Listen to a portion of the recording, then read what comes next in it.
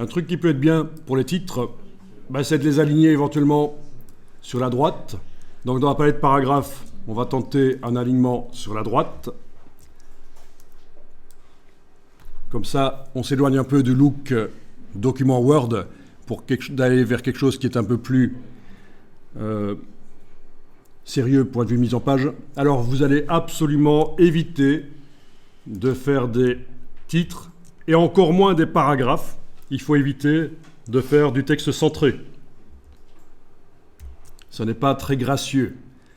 Après, c'est un conseil, c'est une règle à appliquer et comme toute règle, elle est faite pour être contournée au cas par cas, parfois, dans certaines circonstances, si on veut faire un certain design. Donc je ne dis pas qu'il ne faut jamais le faire, mais je dis plutôt que d'habitude, il vaut mieux ne pas le faire. Donc, alignement à droite. On va aller décocher dans la palette paragraphe la césure, donc la coupure des mots. Voilà.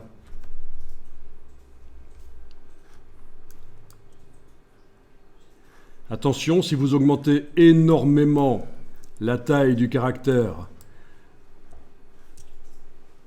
c'est quelque chose qui se fait de plus en plus, des grands titres, la macro-typographie.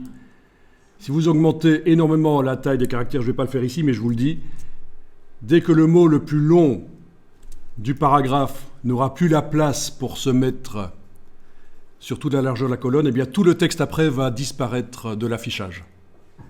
Donc c'est un problème habituel dans InDesign. On fait des titres trop grands, il y a des mots très longs dedans, et voilà. Bon, je peux peut-être simuler ça ici rapidement en tapant un mot très long.